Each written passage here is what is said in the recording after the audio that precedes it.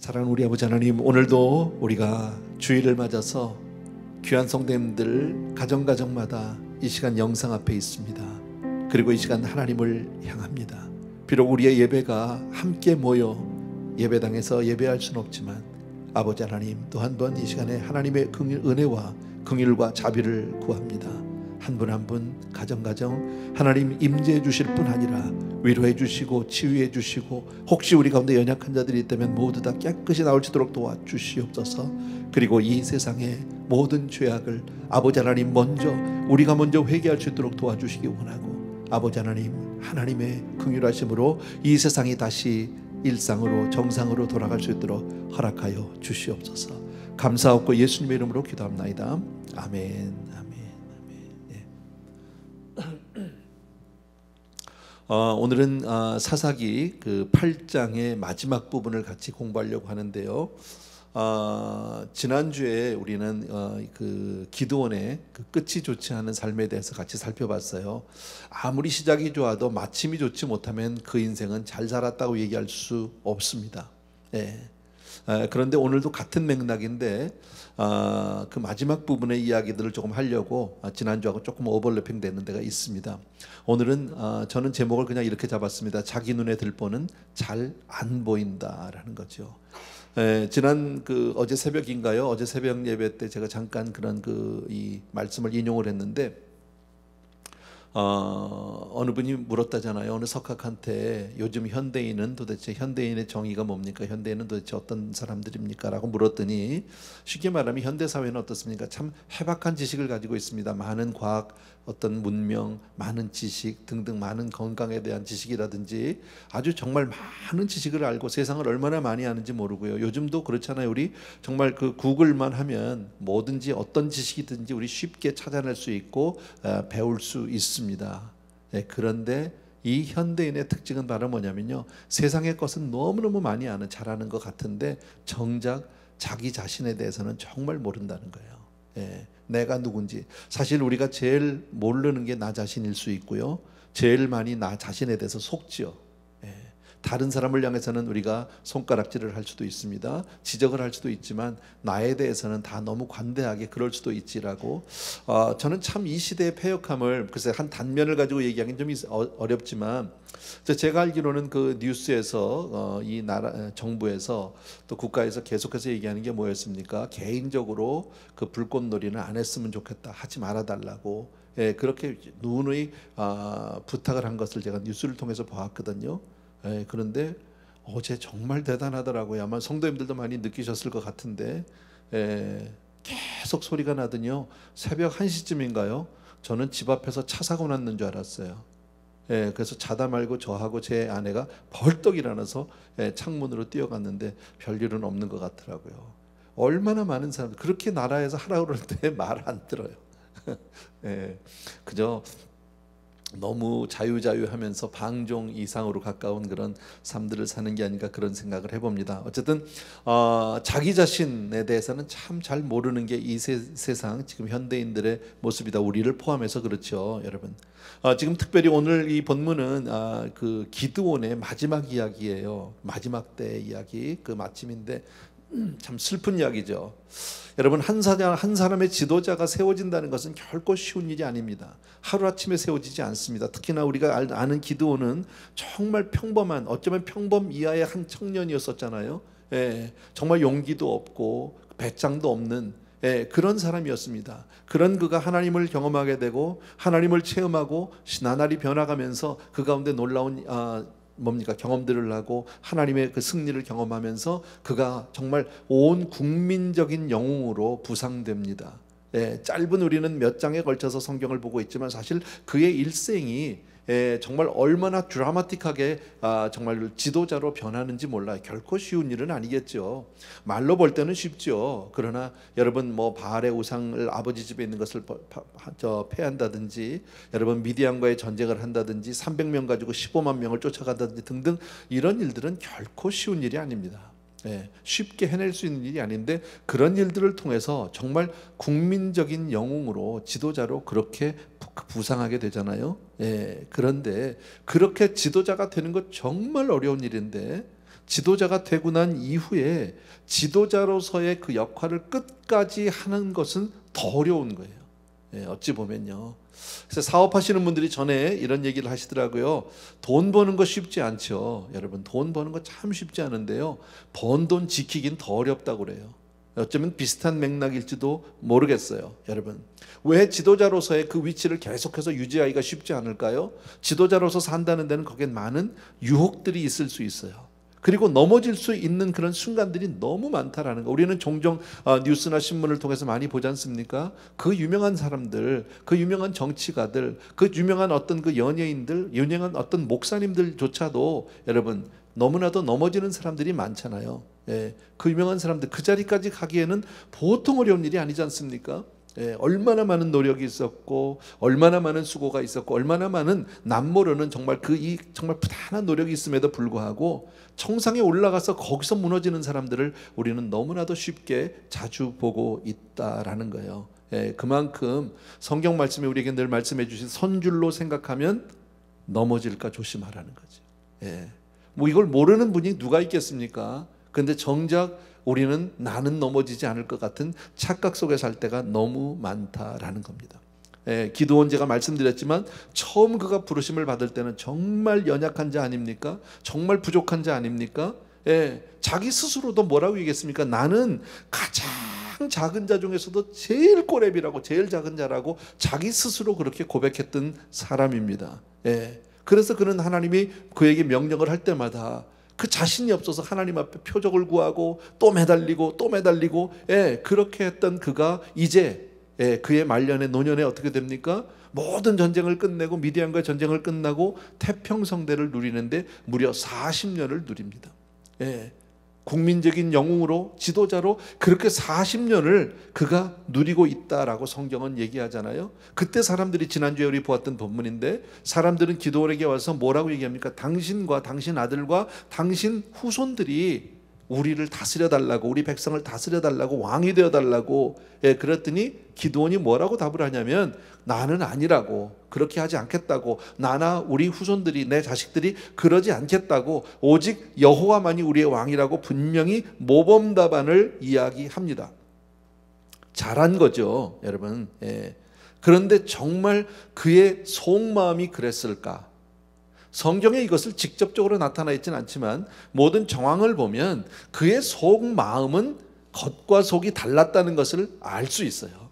우리도 얼마든지 살아가면서 그럴 수 있잖아요. 작게는 교회 안에서라도 혹은 사회 속에서라도 내가 누군가로부터 이렇게 인정을 받고 추대를 댈 때 아니라고 하면서 속마음은 정작은 하고 싶으면서도 어떤 그 체면이라든지 어떤 이런 뭐 그때 상황에 따라서 정말 속마음과 다르게 내가 표현할 때가 있는데, 어쩌면 기드온도, 어쩌면이 아니라 기드온은 그랬던 것 같아요. 그래서 왕위는 거절했던 거 우리 지난주에 보았어요. 그리고 나서 그가 뭐를 했습니까? 백성들에게 금을 요구합니다. 그리고 금을 다 받았습니다. 그리고 금 에봇을 만듭니다. 왜 금 에봇을 만들었을까요? 여러분, 어쩌면 그는 그 에봇을 만들어서, 금 에봇을 만들어서 하나님의 어떤 그 인도하심, 하나님의 역사하심을 기념하고 싶었는지도 모르겠어요. 그런데 중요한 것은 제사장이 아니라는 거예요. 기드온이요. 기드온은 민족적인 영웅인 것은 틀림없지만, 국가적인 지도자인 것은 틀림없지만 그는 제사장은 아니었었다는 거죠. 이와 비슷한 사건이 구약에 보면 다른 곳에서도 나오게 되는데, 민수기를 보게 되면 모세가 미디안을 물리친 적이 있었어요. 그때 많은 전리품들을 정결케 하고 백성들에게 나눠주고, 군대 장관들이 가지고 온 금은은 하나님께 드렸어요. 이것이 민수기에 나온 이야기예요. 뭐 보통 전쟁하고 나면 전리품을 챙기니까요, 그 수관 부관들 나눠주고 그리고 하나님께 드렸다.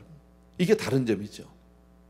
또 여호수아기에 보면 여호수아는 여리고성을 정복한 이후에 그 전리품으로 얻은 은금 패물을 여호와의 곳간에 드렸더라라고 성경은 말씀합니다.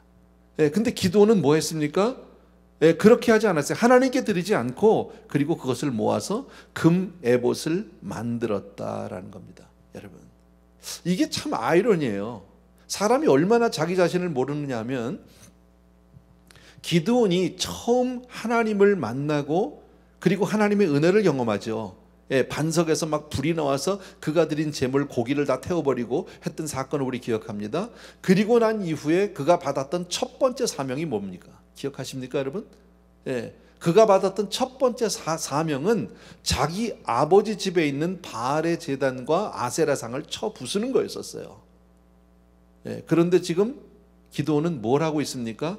자기 손으로 우상을 만들고 있다라는 거죠. 우상 타파를 하나님이 제일 먼저 명령했었음에 불구하고 싹 잊어버리고 내가 하는 거는 괜찮은 거예요. 참 이게 얼마나 참 이게 인생의 연약함인지 몰라요. 다른 사람의 눈에 있는 가시는 우리가 잘 볼 수 있는데 내 눈에 들보가 안 보인다라는 거죠. 이것은 꼭 기도만 그랬을까요? 우리도 마찬가지라는 거예요. 똑같다라는 거예요, 여러분. 사람은 다 똑같아요. 그래서 자기 잘못을 잘 몰라요. 남에 대해서는 그렇게 정확하게 잘 판단하고 그렇게 정말 비판을 하면서도 내 자신에 대해서는 너무나 모른단 말이지. 그래서 왜 많이 세상 사람들이 많이 하는 뭐 그런 정치권에서 많이 했던가요? 뭐 내로남불, 뭐 한국에서 그런 얘기 하더라고요. 내가 하면 로맨스고 남이 하면 불륜이고. 자기가 하는 건 다 이해가 된다는 거죠. 근데 신앙생활은 그렇게 하면 안 되는 거예요, 여러분. 신앙생활은 절대 그렇게 하면 안 되는 거예요. 제가 누누이 이런 것은 여러 차례 그런 말씀을 드렸는데요. 신앙생활은 다른 사람이 하는 것은 좀 잘못하면 그럴 수도 있지 뭐. 사람이니까 너그러운 마음을 가지면서도 내가 그런 잘못을 했으면 도대체 내가 어떻게 그럴 수가 있지? 내가 어떻게 하나님의 은혜를 받는지 이렇게 자기 자신에 대해서는 아주 촘촘한 잣대를 갖다 대야 하고 다른 사람에게는 좀 넉넉한 잣대를 대어주셔야 되는데 대부분의 경우는 거꾸로 합니다. 남에게는 아주 촘촘한 잣대를 대고 나 자신에 대해서는 아주 널널한 잣대를 댈 때가 많다라는 거예요. 이게 어디서부터 시작이 됐을까요? 왜 기드온은 이렇게 자기도 모르는 사이에 금 에봇으로 우상을 만들게 됐을까? 이것은 바로 그의 영성에 문제가 있는 것이다라는 거죠. 여러분, 우리도 그럴 수 있다. 여러분, 미디안과 전쟁하기 전에 기드온의 모습을 우리가 그려본다면 그는 정말 조심 불안 너무나도 부족해서 하나님이 아니면 안 됐던 하나님을 꽉 붙들고 마치 어린 아기가 엄마에게서 떨어지지 않으면 꽉 붙잡을 때가 있죠. 그 어린 손 조막손으로 잡아봐야 무슨 힘이 있겠습니까만은 그래도 그 아이가 엄마에게서 떨어지지 않으려고 그냥 있는 힘을 다해서 잡는 모습을 우리는 봅니다. 그게 바로 연약한 자예요. 근데 아이가 조금 크면 잡은 손도 자꾸 엄마 손을 뿌리치고 나 혼자 살겠다고 하는 그 모습, 어쩌면 이런 모습인 거예요. 선줄로 생각할 때 넘어지는 이 모습. 처음에 그 미디안과의 전쟁에 앞서서 기드온이 그렇게 간절히 하나님 앞에 정말 화내지 말라고, 하나님 노하지 말아달라고 그러면서 또 한 번만 양털을 뒤집어 달라고 뭐 이렇게 했던 그런 간절한 마음이 어디 갔느냐는 거죠, 여러분. 우리가 기드온의 이 사사기를 보면서 나오는 이야기가 기드온이 미디안과 그 이 전쟁의 승리 후에 기드온이 하나님을 경배한 모습이 있었나요? 백성들과 함께 모아서 단을 쌓는 모습이 있었던가요? 성경에는 그런 기록이 나와 있지 않습니다. 물론 나와 있지 않다고 해서 없다고 단언할 수는 없겠지만 그러나 전체 상황으로 봤을 때는 그렇지 않았을 것 같아요. 여러분, 지금 우리는 어떻습니까? 여러분, 지금 이 코로나의 큰 세계, 정말 전 세계 이 팬데믹 상황 아래서 우리 정말 얼마나 연약한 자인지 모르거든. 여러분, 우리 기도하다가도 이제 좀 지쳐가지 않습니까? 어쩌보면요. 그리고 우리가 은근히 기대하는 건 백신만 바라보고 있지 않습니까? 하루속히 백신이 나오면 좋겠다. 여러분, 물론 백신이 나와야 되겠죠. 그러나 여러분, 인생의 생사화복은 하나님의 절대 주권이지 백신이 아닙니다. 우린 이걸 분명히 알고 우리는 믿고 그렇게 고백하고 살아야 합니다. 그래서 우리는 정말 하나님 앞에 연약한 자로, 혹시 내 마음이 좀 풀어지지 않았습니까? 근거도 없이 하나님이 나를 지켜줄까, 그리고 혹시 막 함부로 사시는 분은 계시지 않습니까? 그것은 안 된다라는 거예요. 여러분, 꼭 기억해 주시기 바랍니다. 여러분, 다시 한번 말씀드리는데 에봇은 제사장 복장 아닙니까? 아주 화려하게 되어 있는데 그걸 금으로 만들었어요. 12지파를 상징하는 12개 보석이 박혀 있는 그런 그 중요한 내용은 우리에게 중요하진 않습니다. 근데 사람들은 그것을 금으로 에봇을 만들어 놓고 나니까 음란하게 백성들이 그것을 섬겼다고 그러잖아요. 여기서 성경에서 음란하다는 얘기는 우상 섬길 때 쓰는 이야기입니다. 예.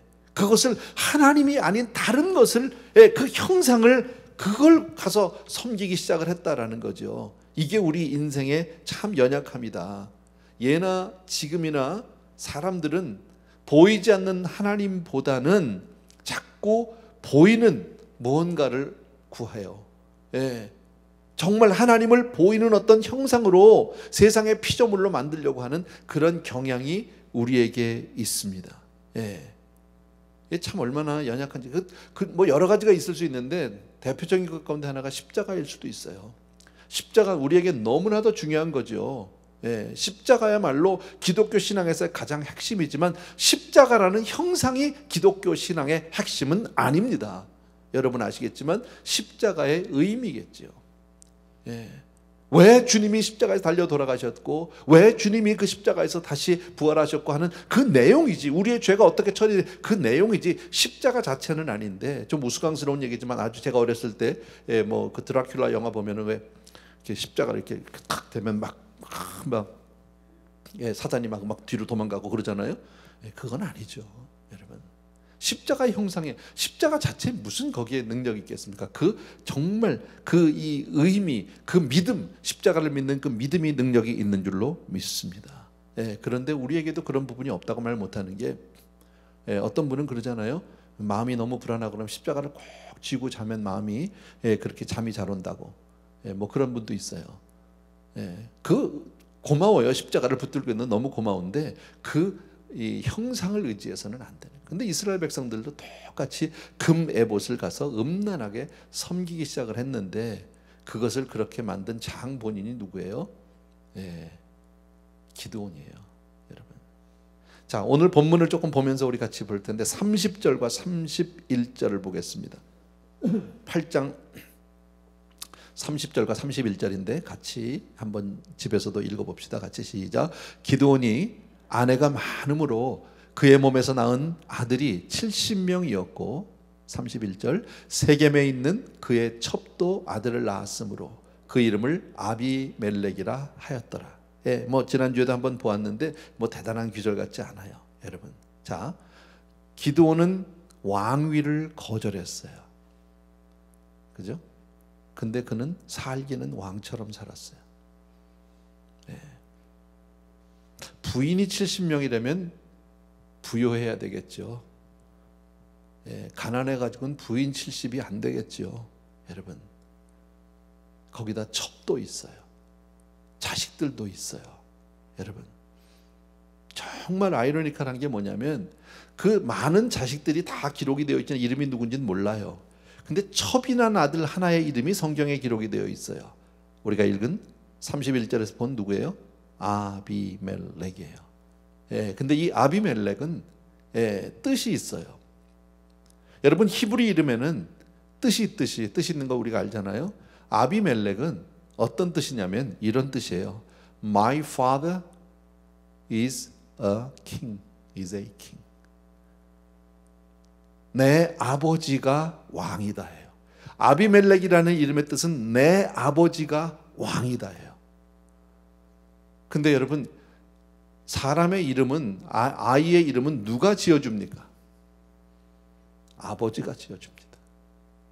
그러면 여기서 우리는 기드온의 속내를 알 수 있는 거죠, 여러분. 어떻게 자기 자식의 이름을 지면서 내 아버지의 이름이 왕이라고 이름을 지을 수 있어요? 그러면 자기가 누구라는 얘기입니까? 실제적으로 겉으로 표면적으로는 왕위를 거절했지만 실제로 기드온은 왕같이 살았다라는 겁니다.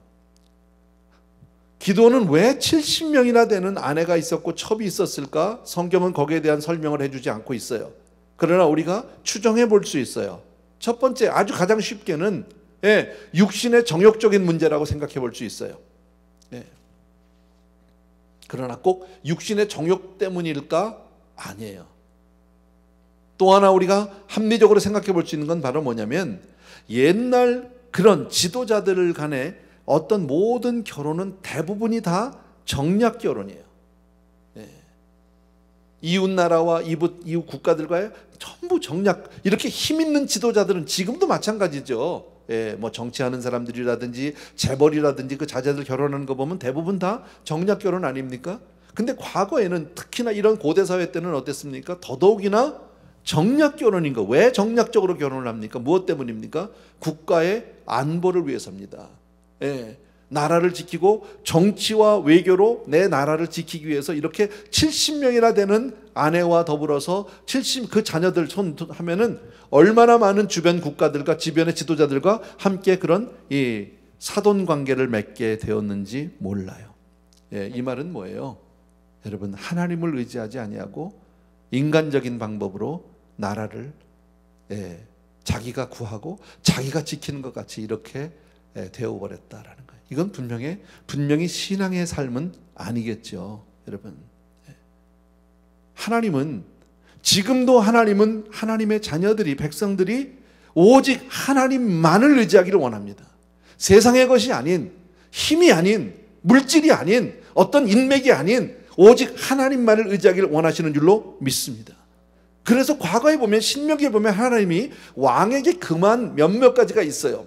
왕에게 절대 너희는 이렇게 하지 말아라. 금은 보화를 많이 두지 말라고 그랬어요. 너무 부해지지 말라는 거예요. 그러면 네가 나를 의지하지 않는다는 거예요. 두 번째요, 아내를 많이 두지 말라는 거예요. 이건 그런 의미예요. 많은 주변 국가들과 너희가 정치 외교로 그것을 의지하다 보면 나를 잊을 수 있으니까 그러지 말라는 거죠. 세 번째, 말을 많이 두지 말라고 그랬잖아요.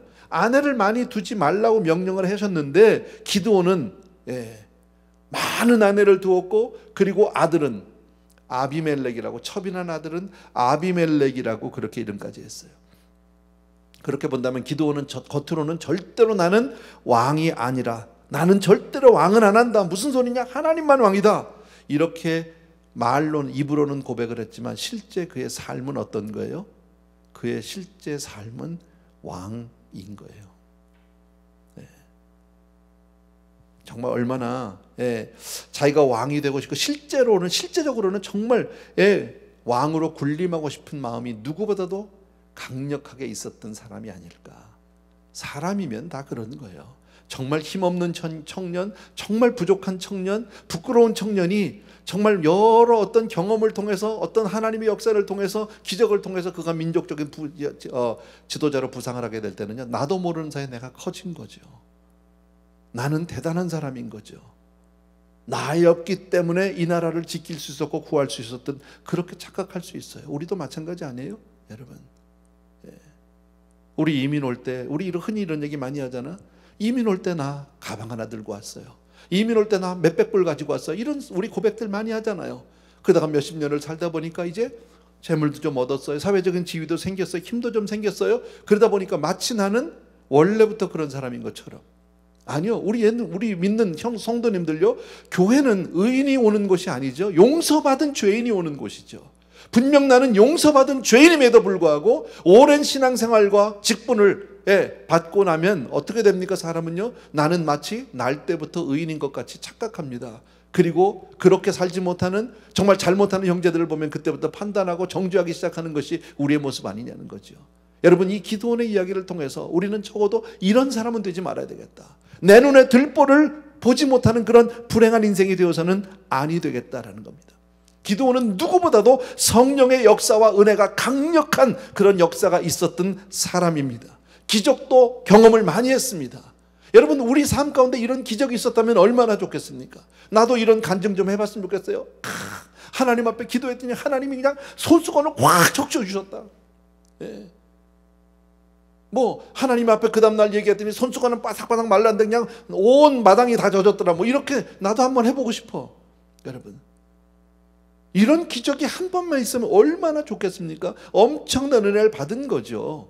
그럼에도 불구하고 하나님이 주시는 놀라운 은혜를 경험했고, 성령의 충만함을 경험했고, 성령의 능력을 경험했는데 이 모든 것을 세상에 썩어질 것으로 바꿔버리고 말았어요. 그게 기드온이에요. 사람은 그럴 수 있다는 거예요, 여러분. 그러니까 꼭 내가 세상 살면서 높아지고 부해지고 커지는 것만이 나에게 복이라고 얘기할 수 없어요, 여러분. 더더욱이나 이제 말씀을 마치려고 하는데, 여러분 보십시오. 더더욱이나 참 우리를 슬프게 하는 게 뭔지 아십니까? 성경에 아무것도 아닌 이야기 같은데, 자, 죄송합니다. 아까 몇 절이었었죠? 28절에 보면 나오죠. 미디안이 이스라엘 자손 앞에 복종하여 다시는 그 머리를 들지 못하였으며 기드온이 사는 40년 동안 그 땅이 평온했대요. 40년 동안 기드온이 이렇게 잘 못했어요. 하나님 앞에. 여러분, 미디안과의 전쟁을 끝나고 난 이후에 40년 동안 그 다음부터 벌어진 이야기잖아. 미디안과 전쟁을 이기고 그 다음에 왕 되어달라고 해서 나는 아니라고 마치 겸손하게 뭐 빼는 것처럼 하면서 에봇 만들고 뭐 이렇게 된 거 아닙니까? 그 다음에 막 아내를 70명을 얻으려면 얼마나 자주 결혼을 해야 합니까? 도대체 여러분,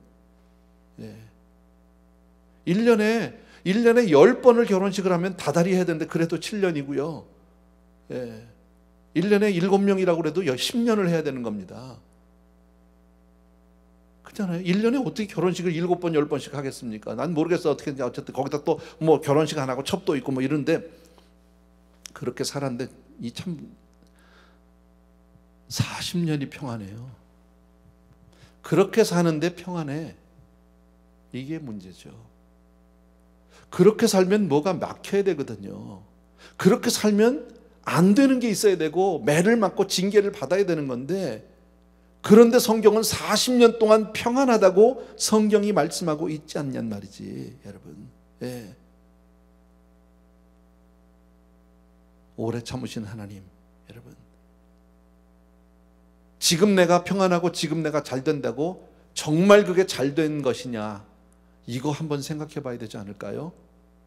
여러분, 내가 정말 지금 하나님을 그렇게 작은 자로, 정말 내가 줄인 자로, 목마른 자로, 심령이 가난한 자로 하나님 앞에 매달리고 있는 가운데 평안이냐, 아니면 나는 내 심령은 부요한 자로, 그렇게 가난한 자도 아니고 이제는 혼자서 아주 강한 자로, 만약에 이렇게 서고 있는데 내가 아직도 평안하냐, 이건 다른 이야기예요. 여러분, 지금의 현상을 가지고 내가 괜찮다 안 괜찮다를 얘기할 수 있는 것이 아니라는 거지. 정말 내 삶이 하나님 앞에 그렇게 가난한 자냐, 정말 생각해 보지 않을 수 없다라는 겁니다. 부인이 70이고 자식들을 낳았습니다. 잘은 몰라도 100여 명, 어쩌면 200명 이상의 자녀들이 있었을지도 모르겠습니다. 자식이 그렇게 많으면 좋을 것 같죠.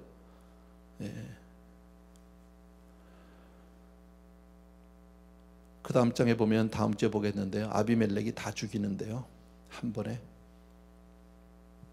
그 많은 자식들이 다 죽고 온 집에 피비린내가 나는데요, 아버지 기드온의 잘못으로 자식들이 그 꼴을 당합니다. 여러분, 하나님 오늘도 살아계시거든 아시잖아요.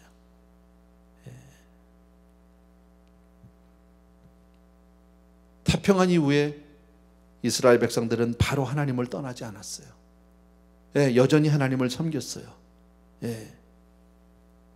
그러나 얼마 뒤에 40년이 지난 이후에 가정에서 피비린내가 나기 시작을 하고 전쟁에 휩쓸리게 되고 얼마나 고통스러운 일들이 벌어지는지 몰라요. 여러분, 지금 아무 문제가 없다고 문제가 없는 게 아니에요. 내가 지금 어떻게 하나님 앞에 신앙하고 있는지 잘 들여다 보셔야 돼요. 여러분, 사람들은 다 신앙의 목표가 있거든요. 열심히 살거든요.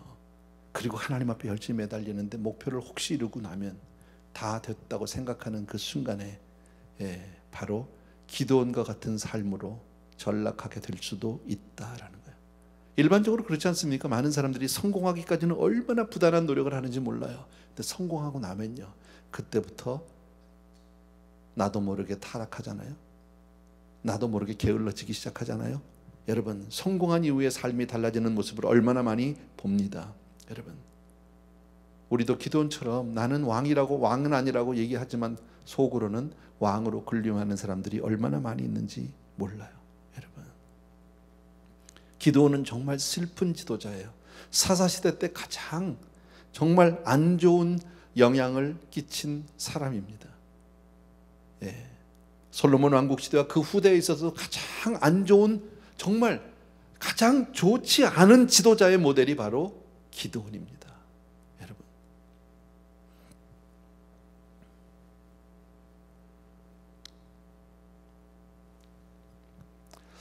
자, 다시 한번 말씀드립니다. 우리에게 중요한 것은 바로 뭐냐? 지금도 계속해서 나는 하나님의 뜻 안에서 나의 연약함을 인정하고, 그리고 하나님 앞에서 그렇게 부단히 변화받으려는 노력을 하고 있는가? 여러분, 목사니까 다 됐다고 생각하십니까? 아니다 이거지. 여러분, 장로님이니까 다 됐다고 생각하십니까? 내가 이제 권사님이니까, 내가 수십 년 신앙생활 했으니까 난 이제 다 이뤘답니까? 천만의 말씀입니다. 여러분, 꼭 기억해 주셔야 합니다. 혹시 내가 이만하면 됐다라고 생각하는 그때가 가장 위기입니다. 가장 위험한 때다. 꼭 기억해 주셔야 합니다. 여러분, 교회 생활을 오래 한 사람일수록, 직분자일수록 이런 위험에 빠질 확률이 훨씬 높다라는 거예요. 여러분, 또 한 가지 우리가 볼 수 있는 것은 이런 거예요. 여러분, 사람은 다 그래요. 아까도 몇 차례 말씀드렸지만 사람은 다 그래요. 예외 없어요. 이 사람 다르고 저 사람 다르지 않아요. 여러분, 우리는 많은 경우에 어디서 속느냐면요, 많이 아는 것 때문에, 익숙하다는 것 때문에 내가 성숙하다고 착각해요. 아니요, 익숙과 성숙은 다른 거예요. 여러분, 아무리 많은 해박한 지식이 있어도 운동에 대해서 내가 운동을 잘하는 건 아니에요. 저 야구 좋아해요. 야구 많이 알아요. 선수들도 알아요. 그렇다고 제가 야구를 할 수 있는 건 아니에요. 여러분, 골프책을 많이 보았다고 해서 골프를 잘 치는 거 아니에요. 마찬가지 아니에요? 교회에 대해서 많이 알고, 예배에 대해서 많이 알고, 교회 속성 목사들 내가 누구도 알고 누구도 알고 좋아요. 모르는 것보단 좋겠죠. 그런데 나는 정작 성경을 읽지 않고 기도하지 않아요. 나는 하나님과의 대화가 없어요. 내가 알고 있는 지식, 내가 알고 있는 많은 인맥, 그것만 자랑하고 있다면 나는 기드온과 다를 것이 아무것도 없다라는 거예요. 마지막 부분에 이런 구절이 있죠. 제가 33절부터 35절을 읽겠습니다. 기드온이 이미 죽음에 이스라엘 자손들이 들어서서 바알들을 따라가 음행하였으며, 또 바알브릿을 자기들의 신으로 삼고, 이스라엘 자손이 주위의 모든 원수들의 손에서 자기들을 건져내신 여호와 자기들의 하나님을 기억하지 아니하며, 또 여룻바알이라 하는 기드온이 이스라엘에 베푼 모든 은혜를 따라 그의 집을 후대하지도 아니하였더라. 무슨 얘기예요? 여러분, 이스라엘 백성이 그로 말미암아 우상을 섬기게, 바알을 섬기게 되고 하나님을 떠났고, 그리고 기드온도 기억도 하지 않았다라는 거죠. 기드온 자체도. 여러분, 참 희한한 것은 아무리 은혜를 베풀고 아무리 정말 민족적인 영웅이고 신앙적인 아버지 모델이 된다 해도 하나님을 잊는 순간에 이 모든 사람을 싹 다 지나가요. 다 잊어버려요. 아무 소용이 없어요. 여러분, 그러니까 하나님을 사랑하는 것과 하나님이 세운 지도자를 사랑하는 것은 같이 가는 거예요. 조금 이게 이런 얘기하면 여러분 혹시 오해할지 모르겠지만요, 하나님을 사랑하는 사람들은 교역자들을 교역자들을 우해줘요. 위해줘요. 대접을 잘해요. 뭘 받아서가 아니라 어쨌든 그렇게 대우를 해주는데, 하나님을 모르는 사람은 교역자들 무시해요. 은혜 받은 사람과 은혜 받지 못한 사람의 차이, 우리가 너무너무 잘 아는 거 아닙니까? 여러분, 어떤 사람은 내가 하나님의 은혜로 살지, 나는 사람의 어떤 도움을 난 필요로 하지 않아, 그 사람을 싹 무시하는 사람이 있는데요, 아니요, 그렇지 않아요. 나는 목사를 의지하지, 나는 하나님만, 참 맞는 것 같고 자기는 하나님만 하는 것 같은데 그렇지 않아요. 제가 목회자를 높여달라고 이 말씀을 드리는 게 절대 아닙니다. 여러분 보십시오. 기드온이라고 하는 사람 분명 잘못된 사람이고 쭉 말씀드렸으니까요, 그가 죽고 난 이후에 어떤 일이 벌어집니까? 40년 동안이나 태평성대를 누리고 잘 살았지만 그게 잘 산 게 아니라는 거죠. 지금 평안함이 아니라는 거죠.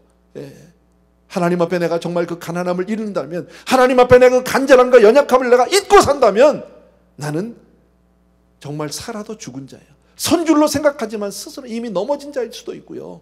여러분, 이미 수없이 상처 가운데 있는 사람일 수가 얼마든지 있다라는 거예요. 여러분 꼭 기억해 주셔야 합니다. 먼저는 가난한 심령이 돼야 합니다. 우리가 잘 아는 산상수훈 제일 첫 번째가 뭡니까? 심령이 가난한 자는 복이 있는 거예요. 심령이 가난하다는 것은 하나님 없으면 안 돼요. 나는 하나님 없으면 못 살아요. 여러분, 우리 아까도 시작하면서 우리 지금 이 코로나 사태로 잠시 기도를 했는데 지금 하나님이 아니면 이거 해결할 수 있는 분이 없어요. 여러분, 하나님이 아니면 안 돼요. 세월이 가면 되는 문제가 아니에요. 에이, 이거 별거 아니야. 걸려봐야 뭐 젊은 사람들은 괜찮아. 이렇게 생각. 노인들이나 좀 문제지 괜찮아. 이렇게 착각하지 마십시오. 여러분도 아마 느끼실 겁니다. 우리 주변에 점점 가까이 다가오고 있습니다. 왜요? 깨닫지 못하니까. 저는 이렇게 지금 아주 이 확진이 커지고 있는, 점점 퍼져나가는 것을 이렇게도 생각해 볼 수 있어요. 왜 하나님이 이걸 막아주지 않을까? 회개하지 않으니까요. 회개라는 게 뭐예요? 내 죄를 잘못해 가슴 치는 것뿐 아니라 하나님께로 돌아가는 게 회개잖아. 근본적으로 이 시대가 지금 하나님을 의지하지 않는다는 거예요. 이 시대가. 세상 사람들은 어차피 하나님을 모르니까 그렇게 못하지만 우리는 해야 하잖아. 우리마저도 세상 사람을 닮아가면 안 되잖아. 여러분, 정말 내 눈에 들보를 보지 못하는 그런 어리석은 자가 되지 않기를 주의 이름으로 축원합니다. 여러분 꼭 기억해 주시기 바라고, 정말 아무 일을 만나도 예수 의지합니다. 어떤 일이 있어도 간절히 하나님 앞에 매어 달리는, 정말 하나님만 붙들고 그렇게 하나님 앞에 정말 하나님에게서 응답을 받는, 해답을 찾는 그런 우리 사랑하는 성도님들 되길 주의 이름으로 축원합니다. 아멘. 예. 우리 찬송가 같이 하나 드리시면서 잠시 기도합시다. 주 음성 외에는 더 기쁨 없도다.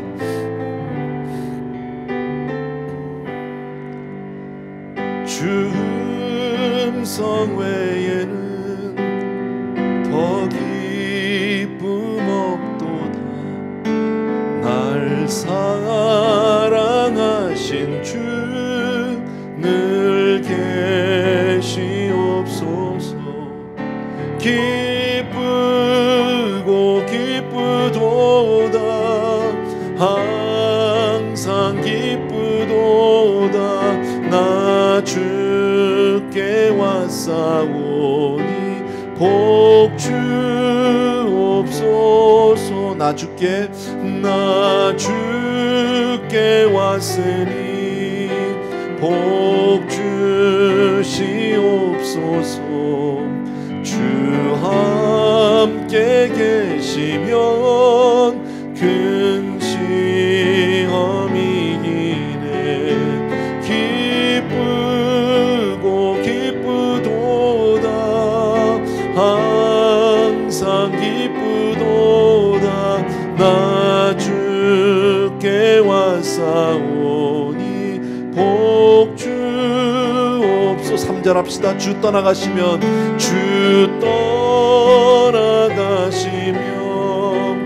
내 생명 헛되네. 기쁘나 슬플 때 늘 계시옵소서. 기쁘고 기쁘도다. 항상 기쁘도다.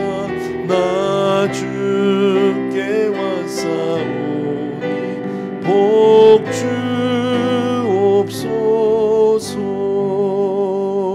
아멘, 아멘. 같이 우리 기도합니다. 여러분 있는 처처에서 이 시간 작은 소리로 그러나 간절함으로 하나님, 이렇게 기드온처럼 마지막에 망하는 사람 되지 않게 하시고, 내 자신을 바라보지 못하고 정말 하나님 앞에서 내 자신을 항상 내려놓고, 그렇게 하나님, 내가 정말 하나님의 은혜로만 사는 그런 지혜로운 하나님의 자녀 되게 해 주옵소서 하는 마음으로 이 시간 간절히 같이 한번 기도하겠습니다.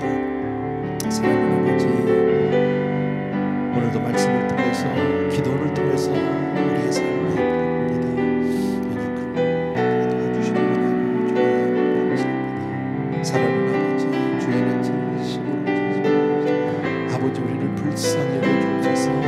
이 세대의 약함, 아버님의 내 안에 있는 이 약함을 하나님 앞에 내려놓고 고백하오니 주여 나를 용서하여 주옵소서. 아버지, 나 같은 죄인 살리신 주의 은혜 놀라워 아버지 하나님, 주여 정말 주의 은혜로만 사는 우리가 될 수 있도록 도와주시기를 간절히 간절하고, 아버지 주 없이 살 수 없어 이 시간들 주님 앞에 매어 달리는 귀한 성도님들 한 분 한 분을 기억하시고 하나님, 주 오늘도 큰 은혜로 축복하여 주시옵소서. 감사합니다. 예수 이름으로 기도합니다. 우리 자리에서 있는 자리에서 조용히 일어나셔서 마지막 3절 다시 한번 들읍시다. 주 떠나가시면 주 떠나가시면 내 생명 헛되네 기쁘나 슬플 때 늘 계시옵소서 기쁘고 기쁘도다 항상 기쁘도다 나 주께 왔사오니 복 주옵소서.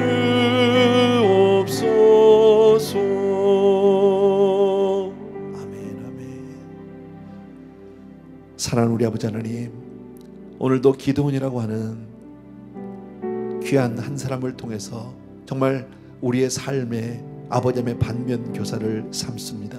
사랑하는 아버지, 정말 우리 한 사람 한 사람이 주님 앞에는 늘 약한 자, 작은 자, 가난한 자가 되게 도와주시옵시고 주님만 의지하는, 주님만 꼭 붙드는 그런 우리 사랑하는 성도님들 다 되게 하여 주옵소서.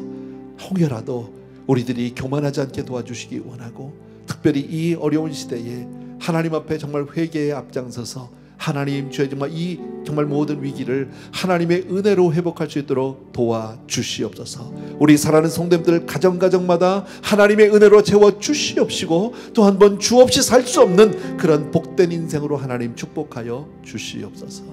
오늘도 귀한 예물들 저마다 정성껏 하나님께 이처럼 올려드립니다. 아름다운 삶의 헌신이요 고백이요 우리의 모든 것들입니다. 주님 받아 주시옵소서.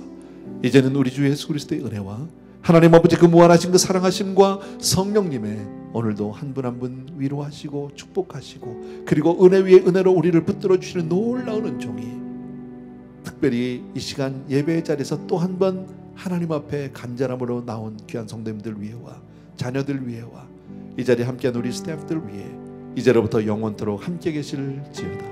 아멘.